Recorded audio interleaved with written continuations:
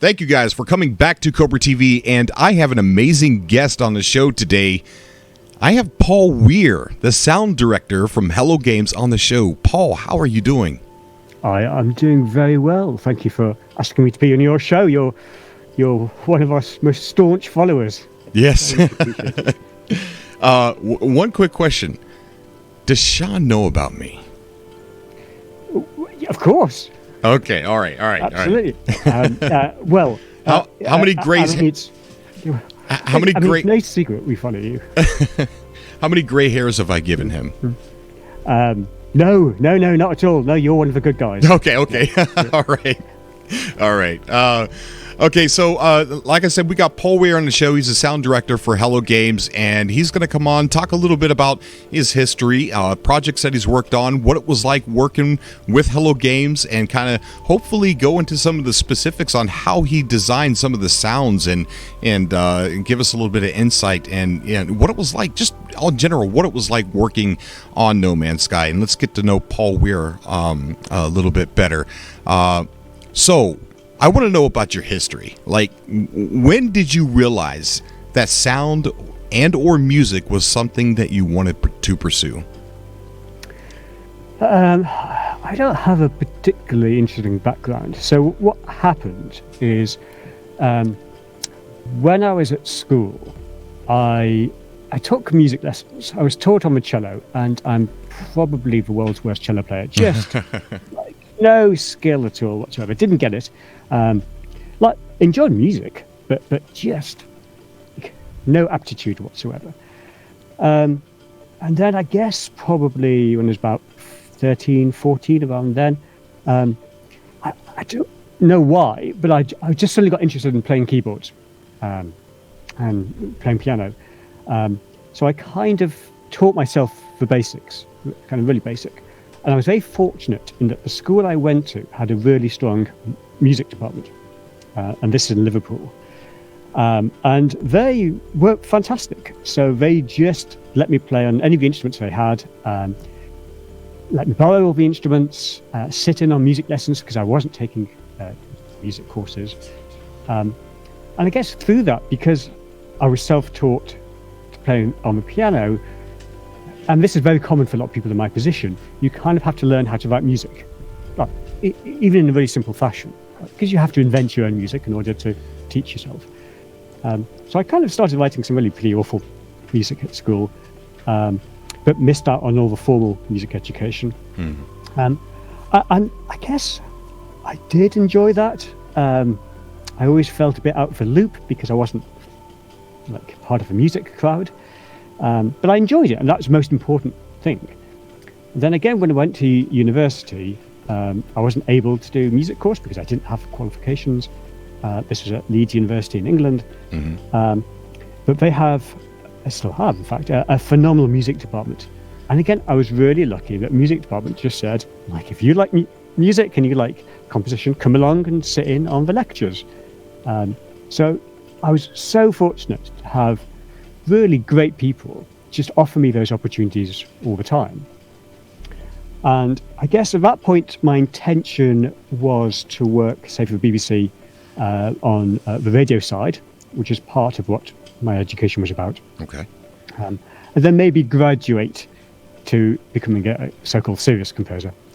Then what happened is, as soon as I finished university, I happened to go for an interview with a games company in South London called Perfect Entertainment.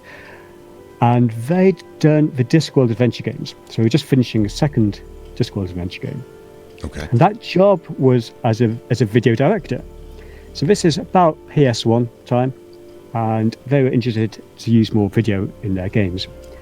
And I was like, this is not really a job I particularly want to do, but it's the first interview I've been offered.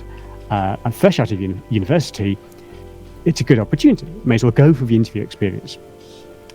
So when I was there, I met the in-house music guy, and I'd never met a professional composer before.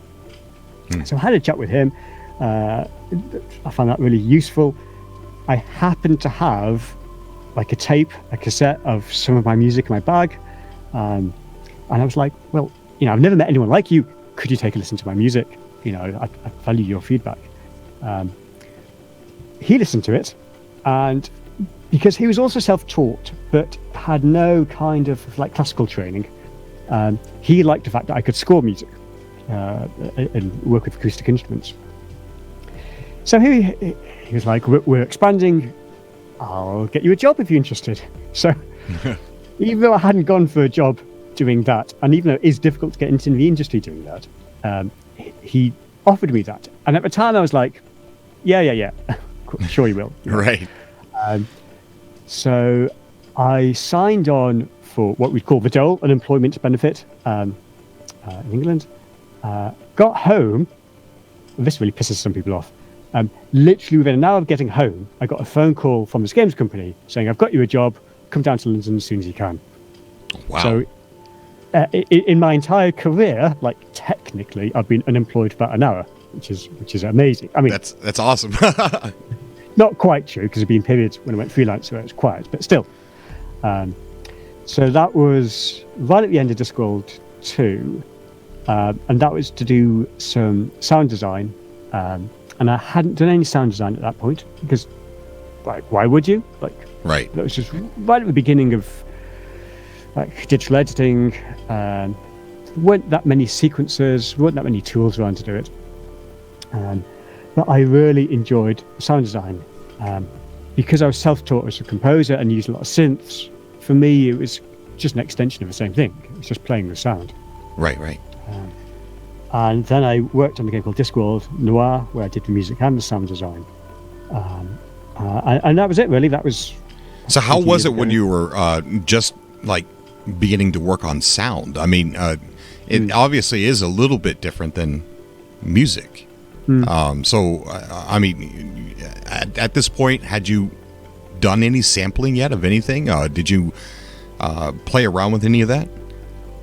I don't think so. I mean, I didn't have a recorder at all till I joined the games company. And even then, it was on a DAT. We didn't have digital recorders at that point. Like solid state recorders.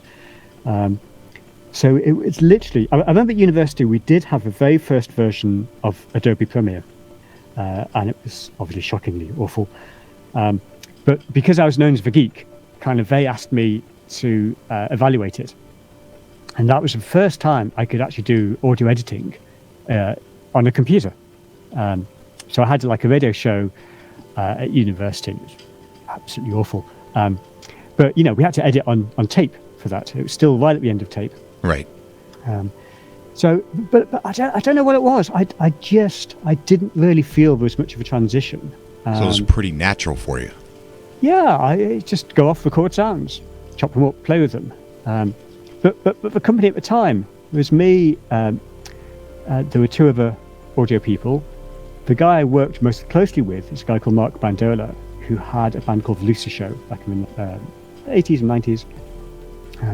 Canadian guy, so lovely. Really, it taught me a lot about sound and using sound. And we all loved experimental music, particularly things like krautrock. So looking back, it was a great little group where we were all interested in kind of quite adventurous music and sound design. And so it was kind of natural to experiment and explore. And we were given space to do that. It's a lot less corporate than it is nowadays. Right. So yeah, I was like a prime example of just being very, very fortunate of having those openings. But I guess also spotting that there were opportunities and following up early. And that's what when on the occasions that I lecture, that's what I always encourage people to do. There are opportunities. You have to make the opportunities for yourself, but also you have to be ready to capitalize on them. Right. Yeah. So, wow. Yeah, I was lucky. Definitely. I think the gaming industry was lucky that you were lucky. You know what I mean? So, what projects have you worked on in the past, like games or programs, or what's the list for Paul Weir? Loads of games that have gone not very far. I don't know, probably like 30-odd, 40-odd games, wow. But most of them have been disasters. I I kind of split my time, really, certainly over the past 10 years, between doing games. There might be everything from mobile games to consoles. I do a lot of like soundscapes for retail spaces, so a lot of like sound designing shopping malls and things like that. Really? Yeah, it's quite a specialist thing, but initially it was really me doing it through a company called the Sound Agency. There was a guy called Julian Treasure who's given quite a few TED Talks on this subject. But they're actually growing at the moment, so they're doing quite well. So I've done loads of shopping malls, banks, airports, things like that. So very kind of EOS kind of really is taking that philosophy of creating sound for a space that is kind of suitable and creates more welcoming environment.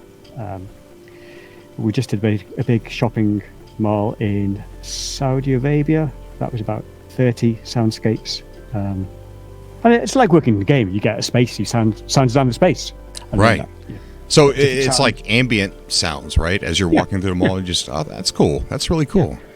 And like the system we use in the game for creating our kind of gentle music, Pulse, is not dissimilar to the tools we use for those spaces. And we're currently building version, like I would say, like the most advanced kind of gentle music system we've built so far, precisely so we can have a lot more kind of interactive control over these soundscapes.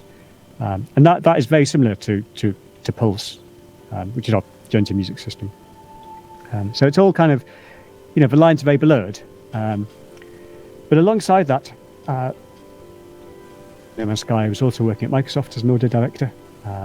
And that initially was very interesting, but the work has just totally died away over time. Microsoft being Microsoft, you do one thing 6 months and then suddenly it's something else you have to do. And, there's reorganizations and change of priorities. Right. So I don't do very much of that anymore. But I do like having these different kind of work avenues. Or not just to do one single project, but to have multiple things on the go. But my focus is Hello Games. That's where most of my work is. Very good, very good.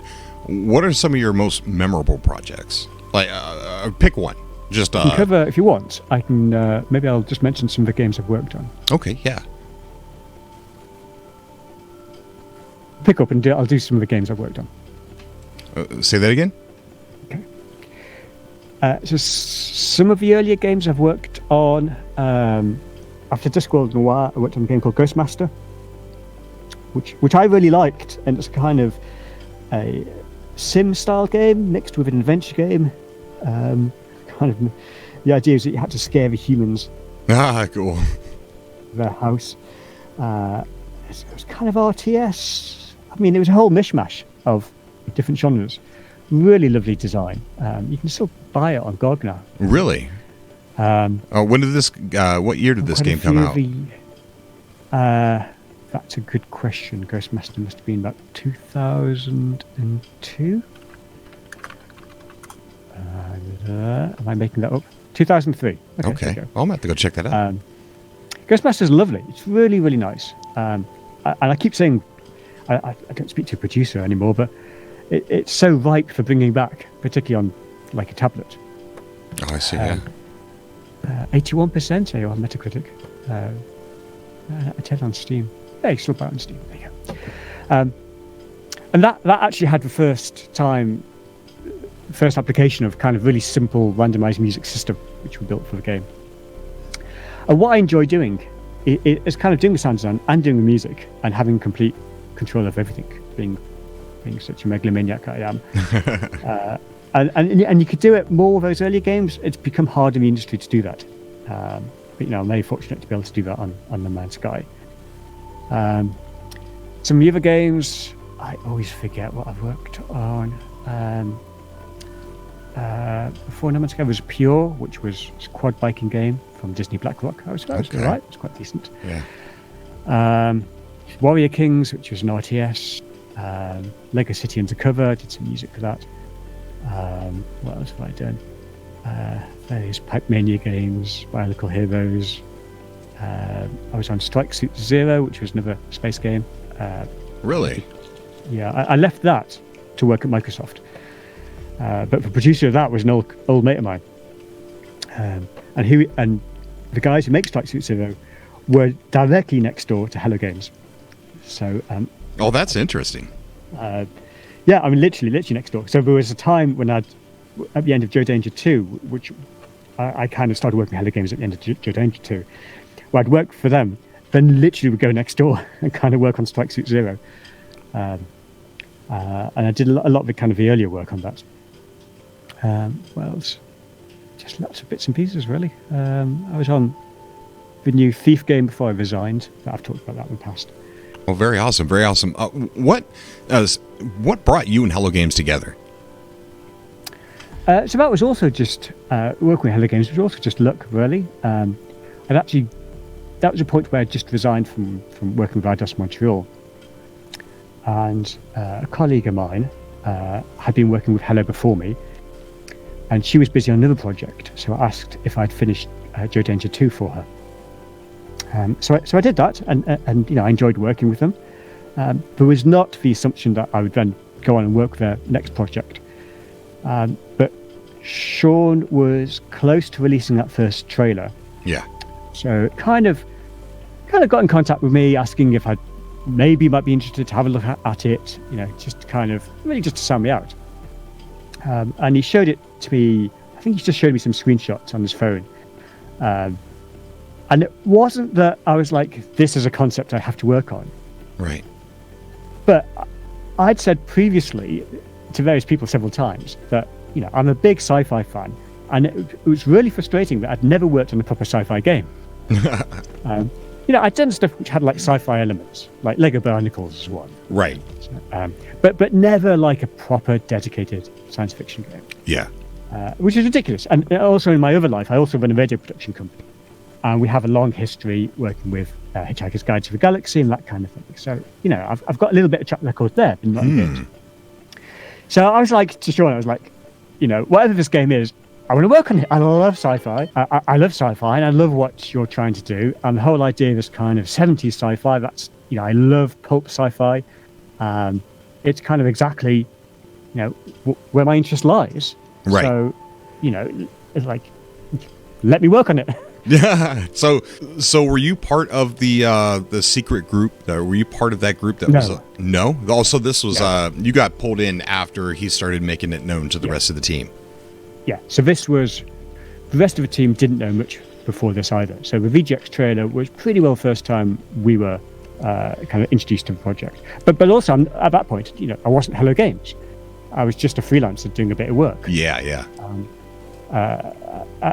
For that whole really first 6 months, I went to a games festival and did a talk, and I was billed as like the audio director for Hello Games, and I was like saying to Sean, "Is that all right?" because I'm not officially the audio director of Hello Games. I felt a bit. It was a bit presumptuous. As far as I was concerned, I was doing a bit of work, and if a project, went ahead, then I'd love to be involved, but it was nothing definite. When Sean talks about he had no preconceptions as to the impact that first trailer had, I mean, that's true. I've worked on loads of videos. You do the sound, it comes out, hopefully people take some interest. Right. But you don't put something out, certainly with that size team, I expect it to get picked up much at all. It went viral. Yeah, I mean, right until they showed it.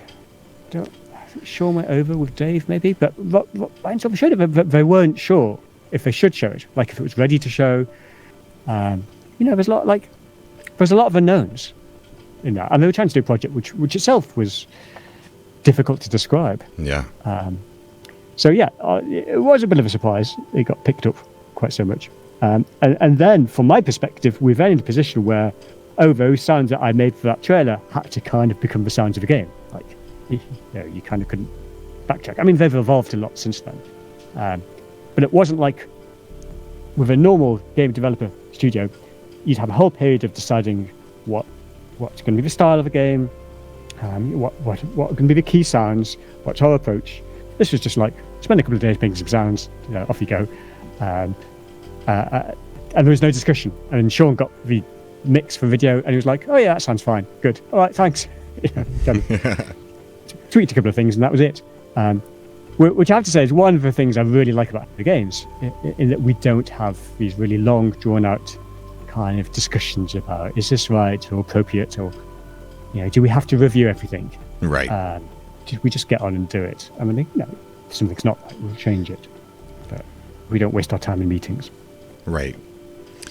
Speaking of sounds, I want to talk some more about sounds that are in the game. But first, you must hear sounds like all the time that you think, wow. And when most of us won't even notice those sounds, do you find yourself collecting random sounds and samples? Yeah, I do. I do try and record quite a lot. Kind of goes in phases a little bit. The difficulty is, we live in a very noisy environment. So often it's hard to capture, but I'll always have a recorder with me. Sometimes I'll just record general ambience. It could be like a rail station.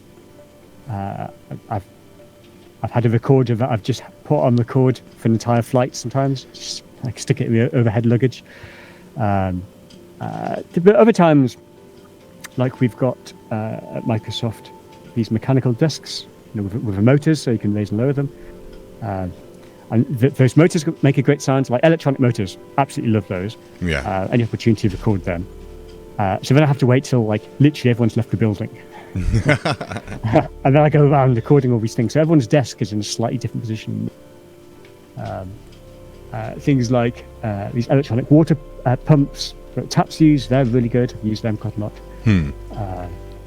So yeah, I'm definitely on the lookout for electronic sounds. Toys, quite good sometimes as well. Yeah. So I haven't done that much recording recently. But yeah, I have got a large library. And on bigger projects like No Man's Sky, I don't use library sounds at all. So every single sound I've created, there's nothing that's pre-existing. And that's, just a philosophy that I like to follow. But in some ways, it's easy to do it in a sci-fi game where you define what everything sounds like. Sometimes a game that's grounded in the real world is actually harder to sound design because we have those expectations. Yeah. I just remembered a question I wanted to ask before I got to the sounds, and we'll come back to the sounds here in a minute. The flood. Were you around the time that they had the flood? I was working for them. Yeah, you were. You're right. Yeah, you were. But I wasn't in the office. That was Christmas, so I wasn't in the office at that point. So as far as I was concerned, and my room that I used in the old office was upstairs, so I wasn't affected at all. But I do remember the discussion on Skype, which is basically watching the laptops float away. Oh, it had to have been chaotic. I tell you what, you guys had to have been so stressed. I think they're fairly zen about it. I mean, everything's source controlled, so it's not like there was a real risk of losing code. Really? Because I think I heard Sean say that they actually lost more than they admitted. Right, maybe. I didn't have much exposure to that. I don't think everything was insured. I think that was a problem, and we didn't have much money. I mean, No Man's Sky was self-funded for the vast majority of the time. Right. So that obviously had an impact. But it was almost like, this is what it's like to be an indie game developer. Yeah, right. You just have to put up with these things. Yeah, Murphy's Law. Yeah. And that old office, I'll tell you honestly, if it rained, every time it rained, I'd have drips coming down from the ceiling. Oh my gosh, get the bucket. Yeah. Every time it was hot, it was absolutely just boiling hot. I had no air conditioning. Oh no. But again, just what you expect. Yeah. The office was cheap, so right. We've got a much nicer office now. Yeah, I've seen it. That dolphin house. Yeah. Wow, that is beautiful. Yeah. Okay. Going back to the sounds, we know the jetpack was a hairdryer. That was a hand dryer. Hand dryer. Okay. Yeah. Okay. Is it still a hand dryer? Still is. Okay. Yes. Okay. All right. My biggest question, and I've speculated this a lot, because out of fun, the exosuit voice, is that Sean Murray? Oh, no, definitely not. Oh, I lost that bet. I thought maybe some pitch was tweaked or something. Okay, I lost that bet. Sorry. No, the computer voice is a lady called Josie. Who's very nice and does a lot of animation work. Of course she's nice. She's always warning me about, me needing to recharge stuff. She's a very nice lady.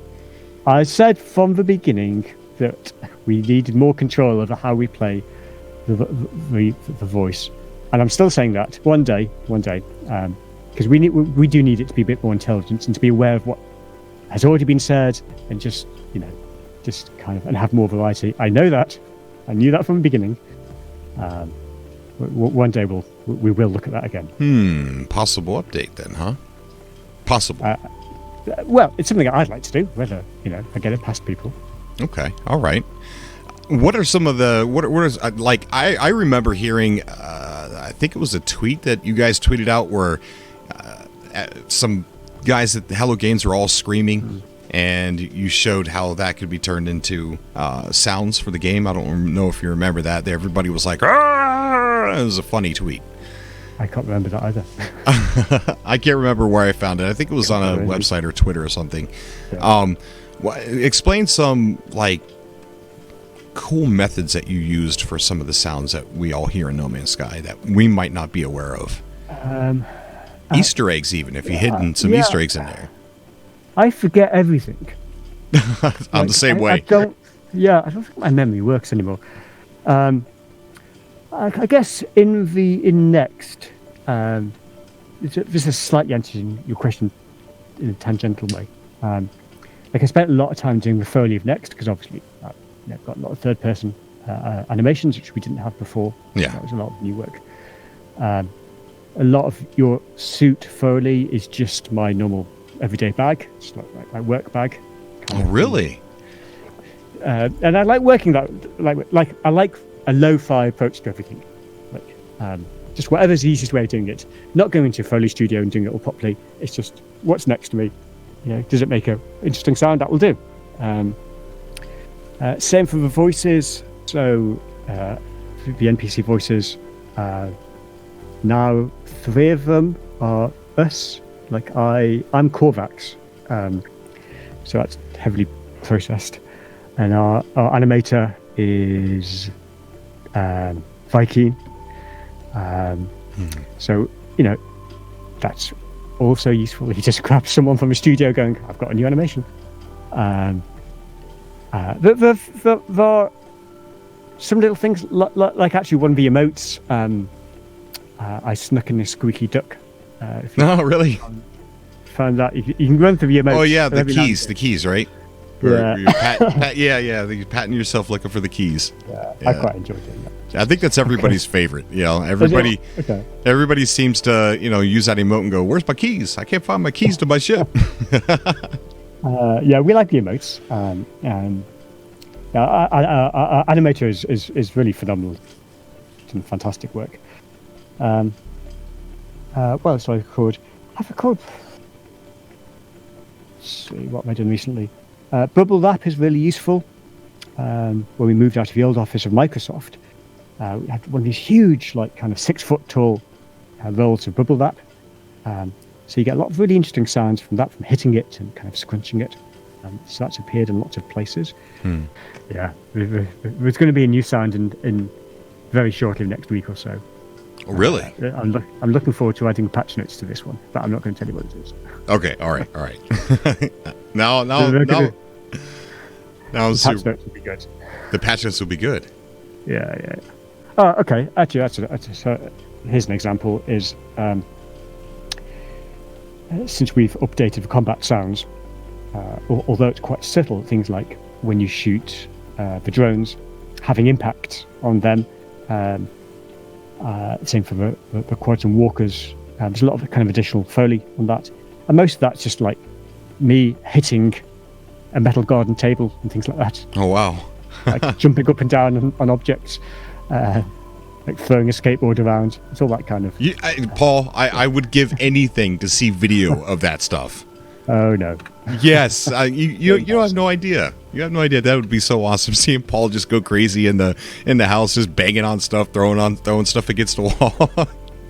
I would love it. Have a look at the fiends, those new aliens.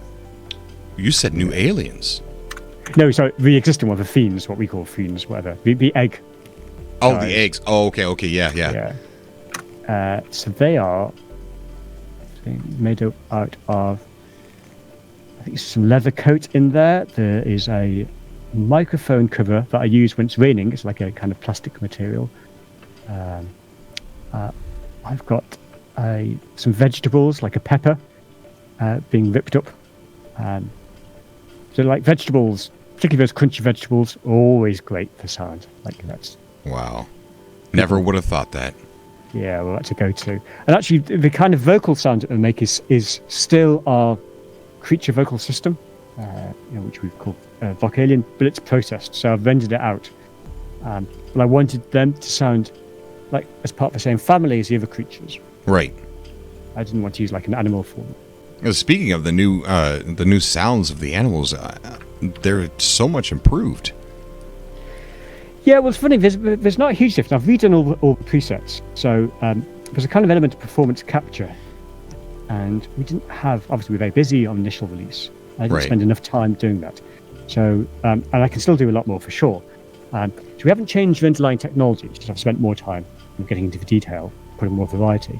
But I think actually one of the biggest changes is I've kind of simulated the space of the mouth. So we use what's called a convolution reverb. Okay. Where, for audio people will know, but it's basically where you take an impression of the environment you're in. So you can record, if like, the acoustics of the place you're in. And normally you do that because it's a good way of creating like an outdoor sound or a specific room. But for most of the creatures, I made an impulse response of my mouth. So you get a sense of there's like a mouth chamber. And that kind of makes it feel a lot more like bedded in, like it's coming from the creature rather than being quite dry. I see. And it actually made quite a remarkable difference, given that the impulses are really, really very short. So it did involve, this is going to be a bit embarrassing, but it did involve sticking a microphone, like a stereo microphone, into my mouth while I was hitting my cheeks. So now that you actually say that, it sounds a bit ridiculous. I'm going to say it again. I want to see video of this stuff. Yeah, no, you don't. Absolutely not. But that kind of stuff is great. It's kind of what gives a game its character. Oh, it sounds so much fun. So I want to move the conversation to 65 Days of Static and your involvement with them. What did that entail? I know that for what we know. Is that Sean Murray's asked them to do the soundtrack, and they were trying to get really specific on what Sean wanted, and Sean was like, just make me an album. Yeah. But then they also just recorded all the sounds when they were experimenting. They just kept all that stuff and gave that stuff to you as well. So what was your involvement? What was the process of all that, and what kind of experience was it? I mean, yeah, it is exactly as you described. Like from the beginning. I mean, Sean says from when they were experimenting with ideas before revealing it to the team, they had 65's music on in the background. So he knew he wanted to commission them. And I was in 100% agreement that when you're working with a band, it often doesn't work to try and force them to work in a way they're not accustomed to. Right. So I also completely make an album. Don't try and make some game music. Just do what you're comfortable doing. But at the same time, in the knowledge that, we're going to rip it apart at some point, we're going to take separate cues from it, maybe kind of push it in a slightly different direction, which was risky because not everyone would have responded so well to that. Right. So probably we didn't have any music in the game really until it was about 6 months before release, maybe about 4 months before release. It was really late. And I was getting quite anxious at that point, kind of wanting to get music into the game. So they'd written pretty well, finished all the tracks. So we'd started to get chunks into the game, and it wasn't at all clear at that point where the music was going to go. We had no predefined idea. We knew we needed some background music for exploring on planets, but beyond that, we didn't know where these tracks were going to go. So we kind of very quickly just drew up a list of what are the moments in the game, like where can we hang music off. So we did that very, very quickly. Alongside all this, we built our music system, which I was testing with kind of my own material. So we knew that was going to work. And then, I guess at the end, once I'd finished the album, so this was in the last 3 months, we then went back. They booked time out in their own kind of rehearsal studio. And I would go up to Sheffield pretty well every week. And we'd talk about how we need their music had basically been taken apart, creating new elements that would form the soundscapes, and kind of a format that I wanted. But because they're very technical as a band, probably more technical than I am, like they understood all this intuitively. It just wasn't a problem for them. So they would then give me big dumps of thousands of audio files that I would then kind of enter into our system. And that process fortunately worked really well. So every week I'd just get a dump of the bits to make a soundscape. They would kind of sketch out the logic. I would then interpret that and pull it into the system, record that off for their approval, and then we just carried on. So we kind of just blasted through it initially. But it is why we kind of added more soundscapes fairly quickly after release. Right. Because we had quite a limited number. And once they understood that process, they were actually themselves very super keen to kind of carry on doing that and do more. So they were an absolute delight to work with. And I still speak to them. I was speaking to Paul Williamski this week. And it was a good choice by Sean to use them. Oh, I agree. I 100% agree. Yeah. I would have never heard of him if it wasn't for No Man's Sky. No, I don't think I probably had come across them. I don't think I specifically listened to their music. But they're great. And for me, it was just a fantastic opportunity to work so closely with a band and to see. I'm used to working by myself as a composer, but to see how a band operates. Right. That was really useful. So, as to whether we work again, I don't know. I don't know either way. There might be more opportunities. I certainly hope so. I'm going to ask you a few questions. What's the most memorable moment working on No Man's Sky? There has to be one of those moments that stick out that's just exciting, or I'm just never going to forget that. Maybe it's an achievement, or maybe who knows. But what's the most memorable moment for you? I think a lot of them would be fairly trivial, where you, I guess technically, whenever you build a new system, you kind of expect it not to work. Right? Code never works. And I do remember when we first built our vocal system, we'd done a lot of work on testing it outside of the game.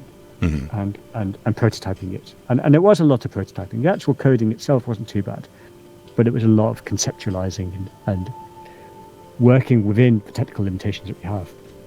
So I guess the first time kind of actually added it into the game, and it worked pretty well first time. That was a real, kind of a wonderful moment, because at that point we're like, well, whether people like it or not, we know it's going to work. Yeah. And it didn't compile on PS4 the first time, which was fine because you wouldn't expect it to. Yeah. And then when we looked at the code, it was just like one line change, and then it compiled on PS4, and that was like, wow. It's such a small thing, but we were like, how is this thing we're making ever going to work on a PlayStation as well? Right. Yeah. How does that work? What magic makes that work? It's completely different, and it just worked. So that was really nice having that implemented in the game. Same for the music system, basically just turning it on.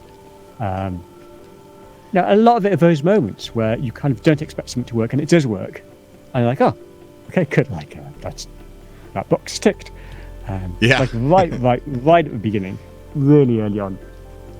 It's kind of more of a game audio techie thing, but Hello Games, Hello Games for Joe Danger used what's called Fmod, which is this audio middleware. And like a lot of people use this other one called WWise, which I was utterly convinced would be the better option for the game, which has subsequently been proven right. Which is not to slight Fmod, it's just the way WWise works, it's just a better fit. And they were a little bit skeptical. So they added WWise. I copied across all the audio we had in the previous project. So what I didn't want would be for them to switch technology and then to have to spend time fixing everything and just getting back to where we already were. Oh, yeah. I put it all in, flipped the switch, so we're using completely different engine, entirely different codes, driven an entirely different way, and it sounded exactly the same. And that was amazing. Like, there you go. It's going to work. Like, you don't even notice the difference. And now we can move forward, to a lot more complicated things. Right. So it's just those little achievements. Well, I can see why they would be a big deal. Definitely. I know all about, I'm not a coder, but I know about trying to, make things work and hope that they're going to work, and then they do. So I could definitely relate to that. What is your most frustrated time or most difficult thing that had happened to you while working on No Man's Sky?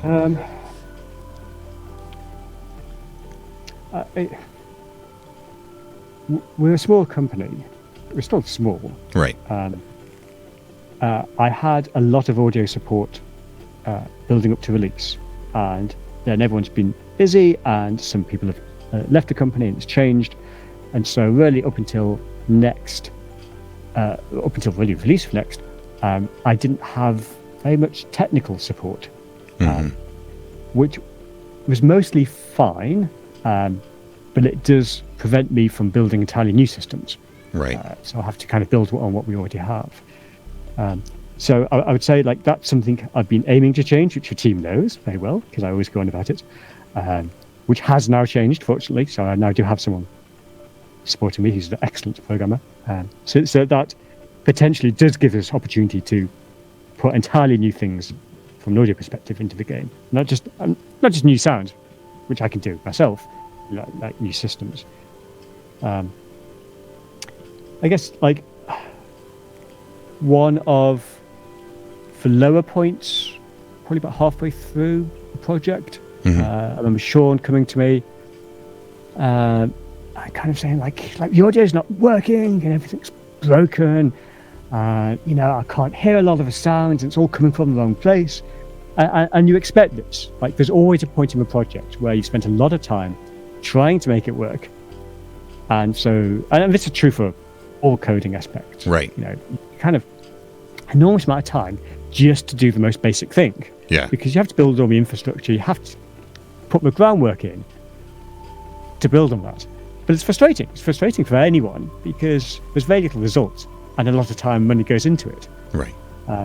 I expect that. I've been there before in audio projects. That's what happens. Nothing quite works. It's all a bit in pieces. But then you turn a corner and you don't have to worry about the basics anymore, and you can power forwards. Yeah. Anyway, so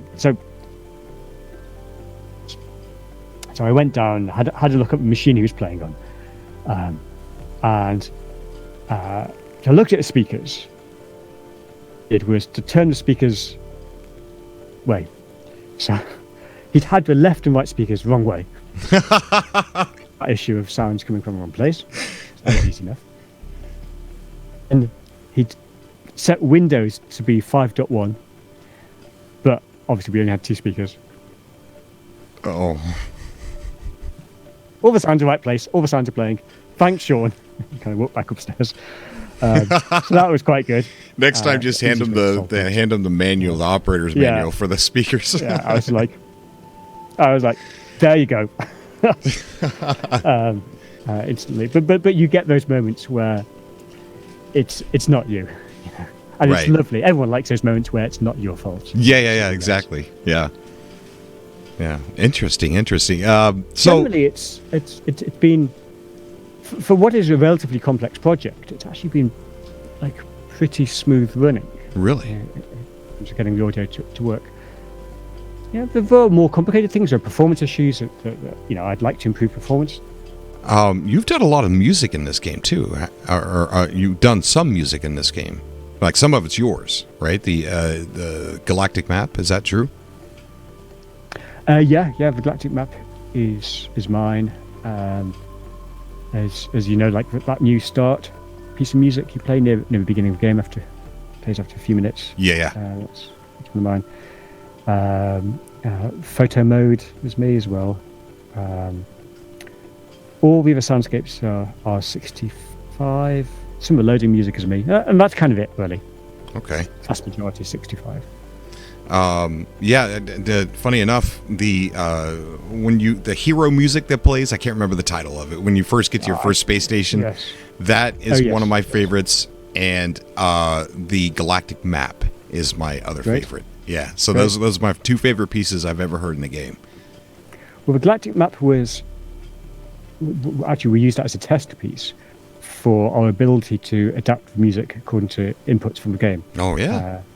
So that's one where I'm sure everyone's discovered, like, if you face towards the sun, it plays different sounds. If you're moving, it plays different sounds, and stuff like that. And they're all just inputs. There's something like 4 inputs like that, which is then mapped onto the kind of music behavior. So that was just an easy way of testing it very quickly by moving through the map. But yeah, that was in fairly early, that piece. So are there any Easter eggs in the sounds anywhere in the game? Something that No Man's Sky fans would get a kick out of hearing? Oh, I don't know. I probably wouldn't be able to remember anything. That's fine. That's fine. Yeah. All right. So you're going to continue working at Hello Games then, correct? We can expect to see you there and improving on each update or adding stuff on each update? At least for the time being. Know.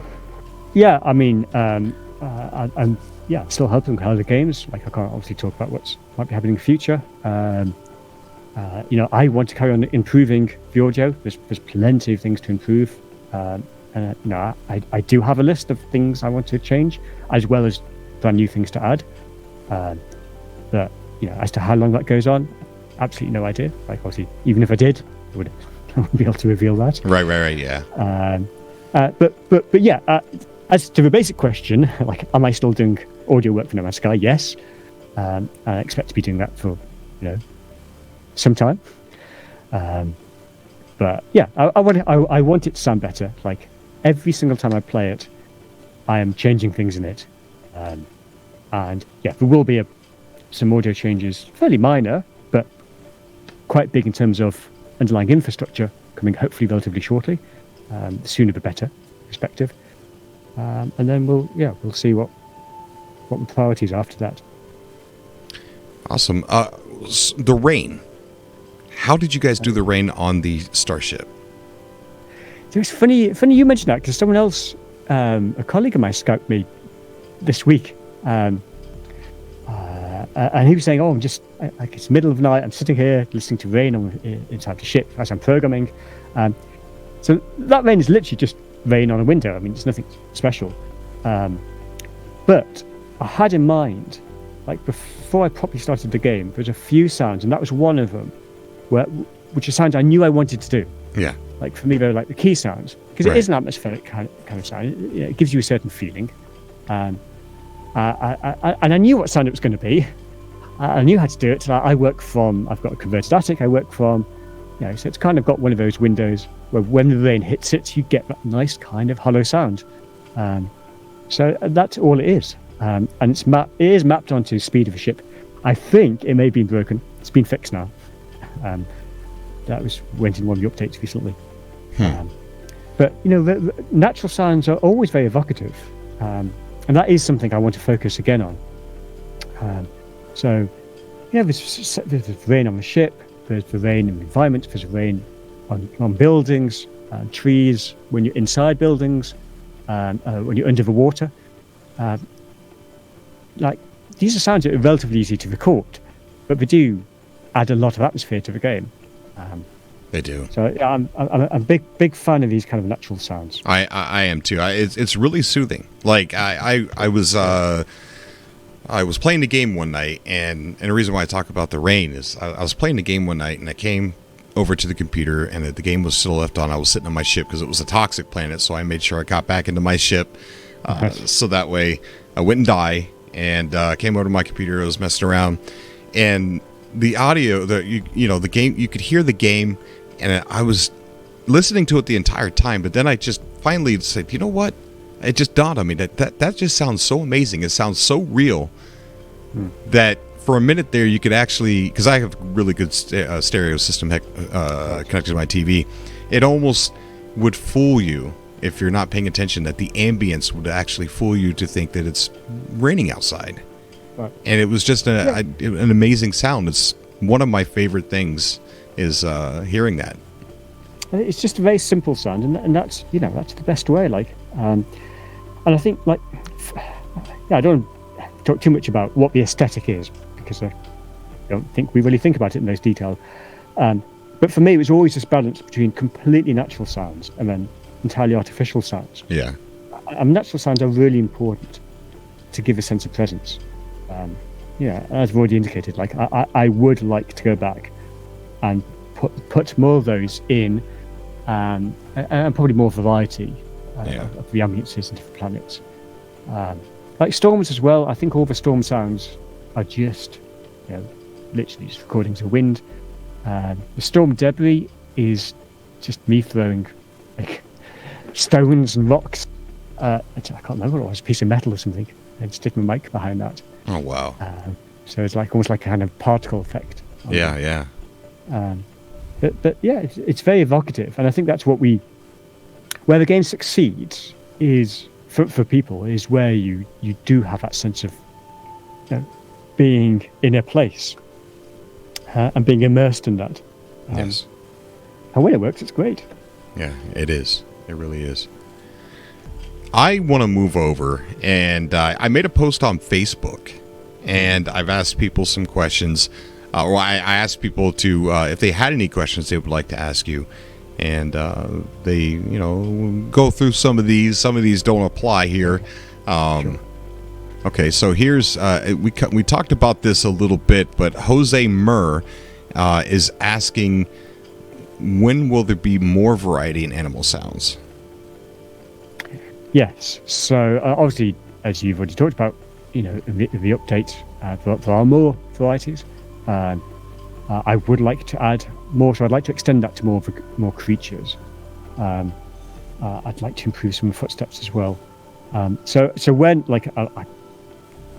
we'll never talk about timelines, but I think that goes hand in hand with environmental science. I wouldn't say it's my top priority because I want to improve the ambiences first, but I would like to extend that and ideally build onto our current vocal synthesis system. But that does involve doing more coding, which is slightly more longer term. Right. Some of these I'm going to read, but you don't have to answer all these, but this one's kind of funny. It says, if submarines were to come to No Man's Sky, would the scan make a sci-fi version of the classic ping submarine sound? No. So one of the things I've avoided is having kind of those audio reference jokes. So there's no Wilhelm scream. Like everyone's like, oh, you have to put it in. Like I totally refuse to put that in. Partly because this is overthinking it, but I don't particularly want any sound that kind of has like a real world equivalent. Where you can go, oh, that's that, because I recognise that as similar to being this. Now that's totally not true when it comes to ambiences. But the ambiences, there could be alien ambiences. Rain is rain, for example. But I think, I no particular reason. It's just I've decided, I don't like drawing an equivalence between the sounds that I have and sounds that already exist, that we recognise as being of a specific thing. Right. That makes sense. Yeah. I have a question for you. What did you use for the space whale sounds? For which one? The space whale sounds. I can't remember. Sorry. That's okay. It's okay. Let's see. What would be so cool to find out why they chose the music they did for the game? That was from Benjamin Sampson. I think it's just as simple as 65 Days of Static just fits it so well. Well, if you're talking about like you talk about like approaching space station first time, those kind of like key events, I'd like to say, like, we sat down and went through all the music, and we kind of chose particular moments and mapped them on. Well, obviously we didn't, because that's not how we roll.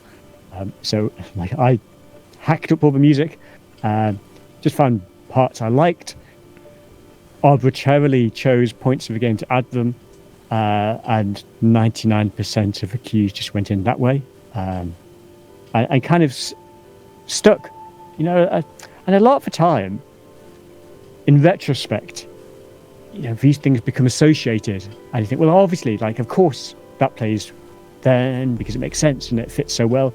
But actually, a lot of the time when you're doing it, you just like, oh, this could work, and let's just go for it. Right.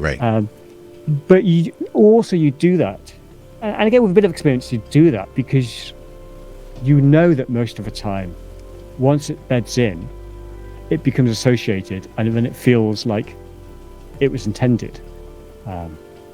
So yeah, there was no great kind of reckoning with that.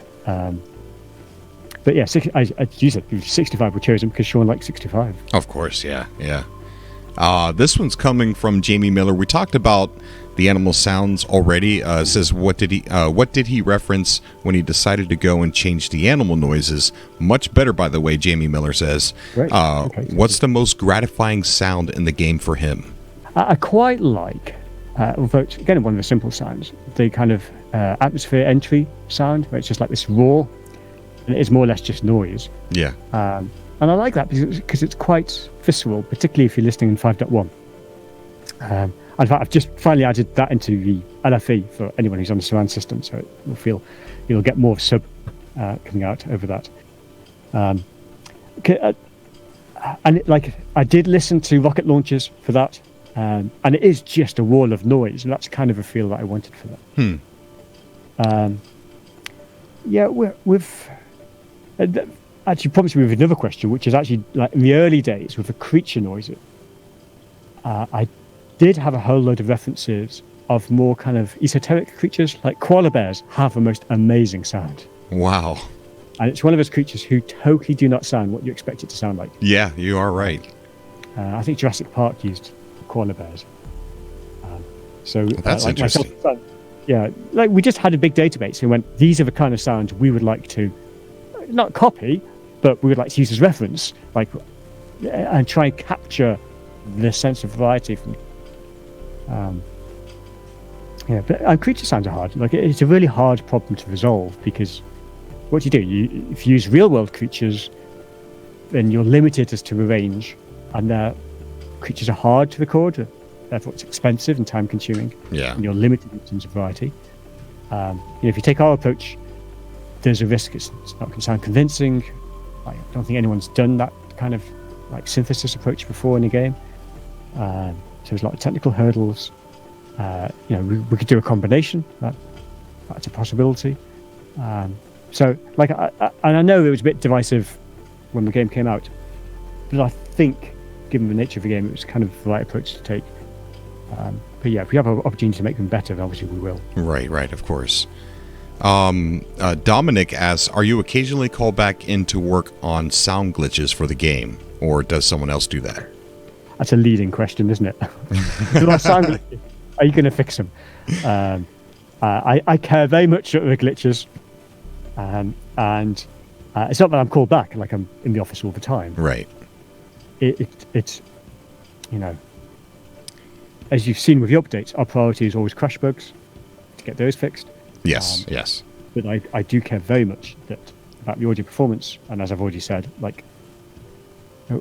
I do have a lot of audio performance improvements, but it's not trivial, because a lot of the time, what sounds like an audio problem is not an audio problem; it's a game engine problem, and therefore, kind of fixing that can be surprisingly complex at times. Right. But I do care about it, so. I think Dominic is kind of getting at kind of like what I just assumed. I didn't think you were at the office at Hello Games every day. I kind of like just imagined that you were somewhere else and you were making sound and working on the project via the internet. I didn't realize you had an office there. That's cool. That's very cool. And that's how for many years I did work from home. But since I started working for Microsoft, actually before that, I do try and work from the client that I'm working for. So I have a studio, like a very modest studio at Microsoft in central London that I still work from. Yeah. And I have a room at Hello Games. I'll be in the office usually about three days a week. And that's important. Even if no one sees me for the entire day, it's still like being there. You can go and you can hassle people. You can look at what other people are working on. And just the social aspect. Some of the people there are my friends, and it's nice to chat with them. Yeah. And even more important than that, since we moved office, is baking. So we do a lot of baking. Baking? In the office. Yeah. So what are you guys baking? Like cookies, cake, or? Yeah, I make scones, or scones as you'd say, bread, biscuits. Wait, you guys are baking bread? Yeah, Charlie is very good. Charlie is remarkably good. But before moving office, we were sure on going, like, should we have an oven in the new office? And I was like, put an oven in. I can guarantee you we're going to be baking. And he was like, I don't think you are, but I'll do it anyway. And, certainly every week, sometimes almost every day, we're baking. That's awesome. Very awesome. Yeah, that's good. I'm just going to read a few more of these. Muzz Riz, are they going to add sounds that match predator animals? For example, heavy sounds like the lions or the T-Rex type predators should have heavy, scary sound? So I think that kind of... we do map creature size onto the vocal system. I've noticed a change. Yeah, but it's not like... I have thought about this. It's a good point. I think for the largest creatures, we could do more with that. I kind of exaggerate it more and probably put more elements into it. Because I do know how big a creature is. The same for footsteps. Like, we do have big creature footsteps. I think they could be improved. So that is actually a very good point, and that does remind me that I do want to improve that. So yes. Okay, all right. Armando's got a cool question here, but we've already discussed that in length. He's just, I'll just read it, but you don't have to answer it. Is it true that Paul used utilities like hair dryers and home appliances to create some of the sounds for No Man's Sky? And what is the most proudest music piece that he created for the game? I love appliances. Yeah. So with that video. Everything gets recorded. But I like having that new piece. I like just the fact that I kind of crammed it into the game. And it's a bit of my music, and I'm not trying to sound like 65. And not everyone will like it, and that's fine. But actually, that's been more useful for me because it's pushed me to do more of my own music as well. Because I haven't done that much music the past couple of years. But I mean, alongside all this, there's been the 2 ARGs, and I've been very heavily involved in those as well. Yeah. So that's involved lots of music and sound design. So okay. Yes, that answers that. All right. How was the ARG experience for you guys, and seeing how we all reacted to it? Was it exciting for you? Yeah, I loved it. Absolutely loved it. It was the first one. Most of the team didn't know we were doing it. And Sean first mentioned it to me when we were at San Francisco GDC, Game Developer Conference. And it was totally left field. He was like, come meet these guys. We're going to do an ARG. Just nothing to do with the game whatsoever. So we had a drink and it was like, oh, that's cool. That's why we missed getting that award. Oh, really? Yes, because we were speaking to the ARG guys, and I was like, we should probably, I know we're not going to win, but we should probably be there just, we should be there. We're already there, we're just across the road. Kind of being asked to attend, we should be there. Yeah. but we were kind of so enjoying our conversation about the ARG, we kind of forgot. And then, like all at once, Sean's phone started firing off, and Ines' phone started firing off. We're like, "What's happening?" Yeah. like, where are you? So that was the beginning of the ARG, and I was more involved in the first one. I was still involved in the second one, but more than the first one, like helping to create some of the puzzles and creating the cassette tapes that went out. And that was enormous fun because it was small. It was just a few of us. We were very hands-on, and it was lovely to do something and then, see an impact almost immediately in the community. And it wasn't about the numbers. Like, the numbers didn't interest me. It was just that people picking up on it, solving the puzzles. Yeah. I was thinking, well, they solved that really quickly. We'll have to make it harder next time. Like, how do we do that? And I think I can't remember who I did it for. I did one tape, and only one of them where I did like a whole side of soundscapes just for that one tape. Did you get a tape? Yeah, I got a tape. Yes, yeah. Was it yours? I can't remember. Maybe mine has the woman's voice on the one side in the middle of the cassette tape, and and she's saying that one day you'll have a puzzle, don't solve it or something like that. I can't remember.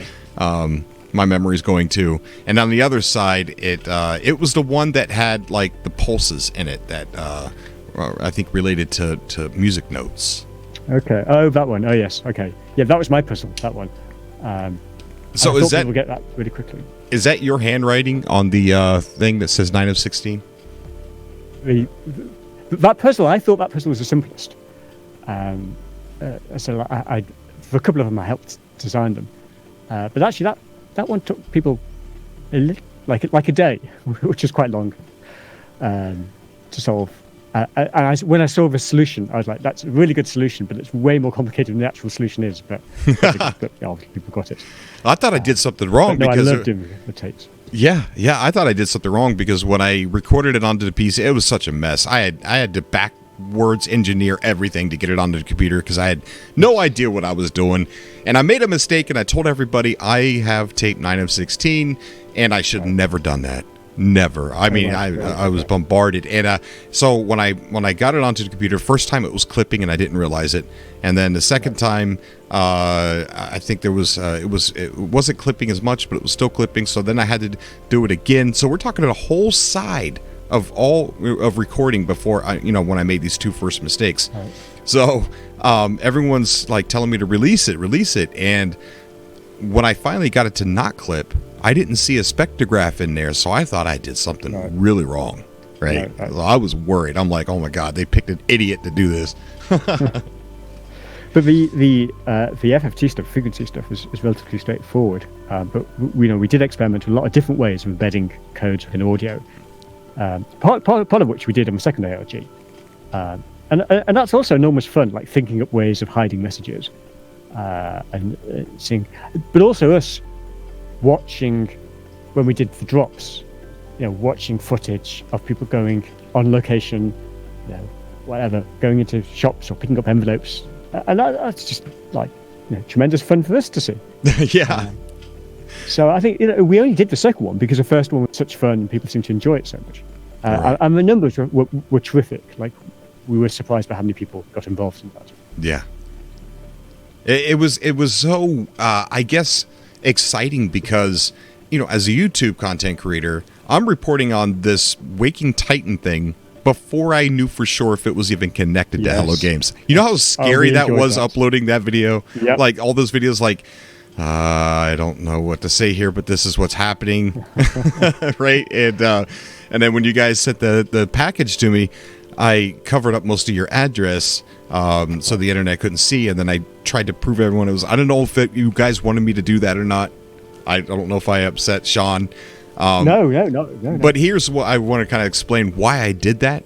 Is because there was so many people on so many different sides of the fence. People were mad at other people thinking it was Hello Games, and people were thinking that it was, and it was starting to a little bit of controversy. So I decided I was going to use it to finally connect it, and let's all get on the same page, guys, and let's get excited about this thing, and let's play this thing. This is Hello Games. That's the reason why I did it. No, there was that like week or so where like on Reddit, people were getting really angry whether it was connected or not connected. Yeah. And I don't know. I took a lot of sadistic pleasure in that, and just like when you know the answer. Right. Yeah. and being able to sow confusion in the community, like dropping stuff in, and mess with people the other way around. That's quite fun. But obviously the second one we didn't have that element of surprise, but there was extra layers of complexity and polish to it that we didn't have in the first one. Right. Yeah.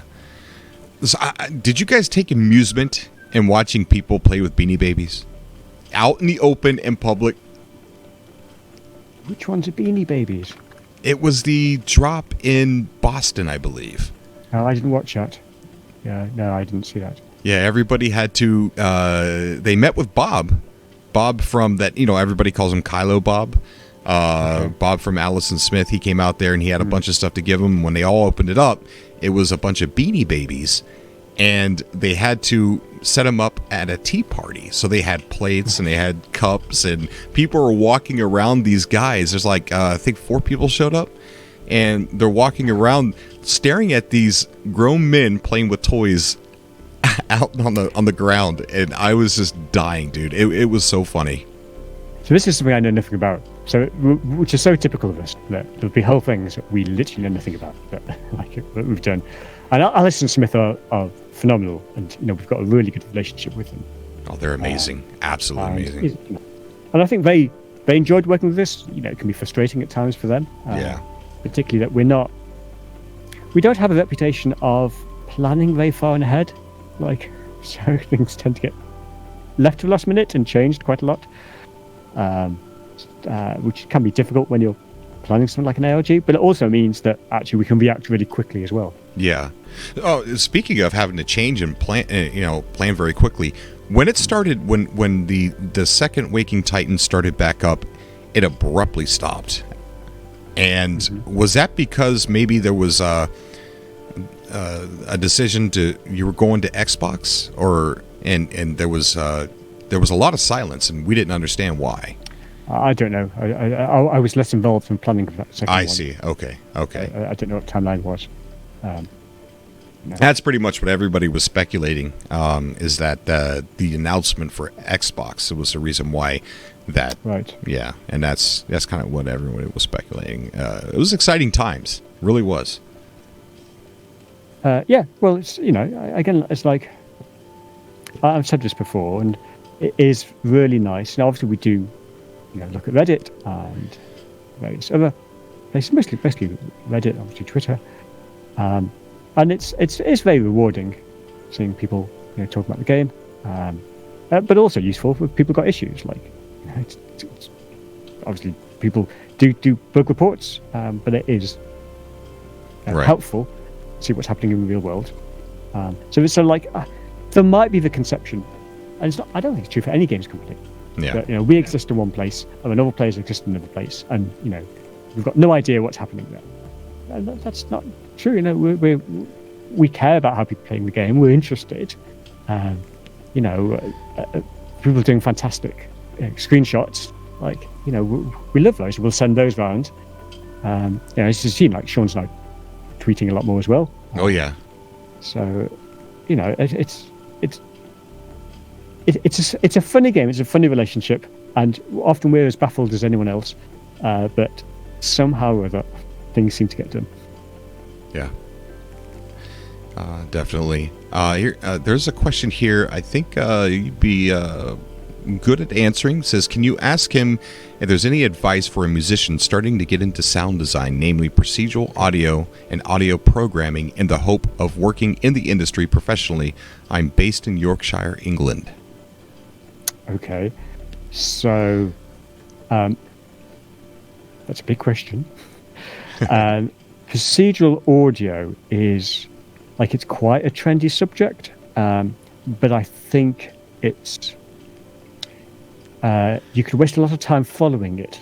In practice, not that many people use it because the tools aren't really there, and there has to be a really good application for it. And I'm not sure that people actually fully understand what it means anyway. So it's a kind of subject I see a lot in in research at university level, but I think the application of it at the moment is not of kind of the same level as, like, if you like, the chatter about it. But and again, this other type of question, like being an audio programmer and being a sound designer, used to be two entirely different things. I'm not a programmer. Now, if you do both, that's fantastically valuable. So I think it's a great strength to be able to code your own systems and to be able to create the content as well. And I think even just being able to do that, you'll find it relatively easy to get a job in the industry. But like everything, if you're starting from scratch, you just need to do the job. Right. So you need to, you're a sound designer, as soon as you're composing, a sound designer. So you need to do that. And you need to do it for as many projects as you can. And there's a great indie game scene, so get involved with that. And I think we all agree in the industry, and it's true for all the areas, but obviously I'm going to talk about sound design. When you come across a new person who's trying to get into the industry and you hear their work, you usually can tell very quickly if they're going to find it easy or not. And I think for people who are talented and have got good knowledge, good ability, good attitude, there's always space for those people. Right? And yes, loads of people want to be sound designers or whatever it is, but actually there's relatively few who are really good sound designers. And we all say this, like all the audio directors say this. So if someone pops up like that, very quickly other audio directors will help them, help bring them along. We'll try and find them work, because we all benefit from that. So you need to get practice, you need to do a job, and you need to meet the right people. And there's some dev studios in Yorkshire, not that many. Obviously, fair number in London, Guildford, around that area. Right. And there are meetups and things like that. So you have to press refresh a bit. Things I hate doing. But understand, like with anything, understand the industry, understand who's doing what, the culture of different studios. For example, several times I've had people approach me, and if they're polite and can show some example of their ability, I'm always happy to meet with people. And often those people will go off and get work in the industry. So it's perseverance is important as well. Right. Yeah. Well, good advice, Paul. Very good advice. It's all obvious. And Yorkshire, not Yorkshire. Oh, Yorkshire. Sorry, I'm an American. Yeah, exactly. Okay. Well, is there anything you would like to add that maybe you wanted to talk about and we didn't? I don't know, just an appreciation of people playing the game. It's always nice to get feedback, whether it's good or bad feedback. It's all genuinely useful. I certainly get a lot of pleasure seeing people play the game and people liking how it sounds. I do feel there's still a lot of work I could do, like depending on opportunities. So, don't feel backward in tweeting me. I always like to hear about people's experiences, or thoughts. Like if people want a particular thing being changed, it's useful to know. If something's not working, it's again useful to know. Don't assume that I know things are broken. So basically, thanks for playing. Very happy that Next has had such a positive reception. Hopefully there'll be more. I hope so too. I hope so too. Okay, Paul, thank you so much for coming on the show. It has been more of a pleasure than I'm expressing right now. Trying to keep some professionalism, just a little bit. But pleasure is mine, and for me, I feel a lot of this is just incredibly dull. In terms of the things I talk about, it's I find it hard to find that people would find it interesting. Are you kidding me? People seem to do so. Yeah. Oh yeah, it's very. I enjoy talking about it. Very interesting. So I look forward to seeing the video of you making all the sound effects. When you're releasing that? Yeah. There are videos from previous games, but I don't know if... Ooh, I'm going to have to look for those. You know how well I dig stuff up, right? Then you can find... There's a video from ages ago. It gathered a certain amount of attention initially when I was recording jet engines. It is out there somewhere. This is pre-HD days. And you can just about see me, but it's someone recording a jet engine mounted on the back of a pickup truck on a runway in an airport, like it's a private airport. Yeah. I was doing that for a demo of a game we never made. And then at the end of a session, which is what's recorded, the guy's friend literally sits on the engine itself to control it. And then they drive up and down the runway under the jet power of the jet itself. That's a video definitely worth seeking out. And that was a fun recording session. Very awesome. I'm going to look for it. Paul, thank you so much, man. Big fan of yours, and I hope I hope to see you still work at Hello Games, because I don't think it'd be the same without you. Thank you. Thank you for your excellent work as well. Thank you. It wasn't excellent in the beginning. I'm pretty sure that my first couple videos probably scared the crap out of you guys, because I was wearing a mask. Don't ask. I was in a weird place in my life, but we're normal now, ish. There is no normal. You're right. Okay, Paul. You have a great day, and I look forward to seeing more, buddy. Thank you. See you now. Bye-bye. Okay, bye, Paul.